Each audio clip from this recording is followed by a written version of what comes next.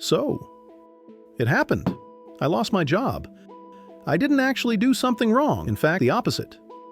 If you think machines are coming for your paycheck, stick around, because I'm going to prove the real threat isn't the code, but the guys in vests hiding behind it. You're about to hear the stupidest, most profitable tragedy in tech history, how a half-baked technology destroyed a company but made the executives rich. Let me explain. They told me it was the algorithm. They told me the future had arrived via a video conference invite titled Quick Sync. But that's a lie. Look, I'm a software architect. I know how the code works. But more importantly, I know how money works. And that's the real story. The robot didn't take my job. The economy did. The AI? They just used AI as a spooky mask to scare the board into approving layoffs. You pull the mask off, and it's just a guy in a suit trying to save 15% on payroll.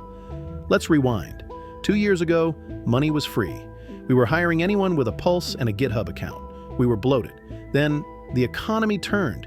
Interest rates went up. The VC tap turned off. Suddenly, our CEO Gary, the vest-wearing visionary, was sweating. He needed to cut costs, massive costs. But he couldn't just say, "Hey guys, we overhired, and now we're broke." That scares investors. That tanks the stock. He needed a narrative. He needed a shiny object to jingle in front of the shareholders. Enter Project Chimera. My project. We built this internal AI tool, and look, it was fine. It was a decent vibe coding tool. It could create entire SaaS applications with billing integrations, automate tests, and more. But replace a senior engineer? Please. Last week, Chimera tried to import a Python library that hasn't existed since 2019. It tried to deploy code that would have deleted our entire database, but it did it with great confidence. And when I corrected it, it apologized and then did it again. It wasn't ready to take the wheel. But Gary didn't care about the code. He cared about the headlines. And well, here's the dirty secret. If a company fires 20% of its staff, the market asks, "Are you guys going broke?" But if you fire 20% and say, "We are pivoting to an AI efficiency workforce," the shareholders start seeing dollar signs where their brains used to be.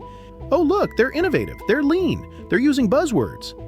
So, the meeting, Tuesday, 6:30 p.m. The VP Bob is reading the script. "Ape, we're restructuring. We're moving to an AI-centric development cycle. Your role is redundant." I stopped him. I laughed. I said, "Bob, we both know Chimera can't architect a distributed system.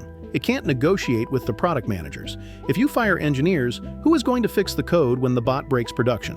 He said, "Ape, look, the board needs to see operating expenses go down by 15%, and they need to see AI integration on the quarterly report.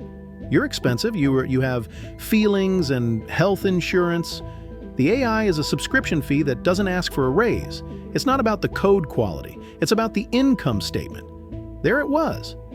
They weren't replacing me with a smarter machine. They were replacing me with a cheaper story. They fired the seniors, kept the juniors who used ChatGPT to write code they don't understand, and called it innovation. It's not a technological revolution, it's a disguised layoff wearing a fake mustache. Fast forward 6 months to right now, the company? It didn't survive. The product fell apart because, surprise, you actually need engineers to maintain the software. Who knew? The clients left and the doors closed. But VP Bob? Oh, don't cry for Bob. Bob is doing fantastic. See? He timed it perfectly. He waited for the AI announcement to spike the share price, and then he sold all his stock options right at the peak. He cashed out millions before the collapse. Ow, I checked his LinkedIn this morning. He's like a corporate cockroach in a tailored suit. He's already at a new company, VP of Operations, and he's doing the exact same thing. He is firing their staff, destroying their product, and ruining that company too. It's the circle of life. So, if you're scared the AI is coming for you, relax. The tech isn't there yet. But the economy, the shareholders, the guys like Bob who need to boost the stock price by the fourth quarter, they are definitely coming for you. And they'll use the robot as a shield while they walk you out the door. And honestly, the robot probably feels bad about it. Bob doesn't. So, subscribe or not.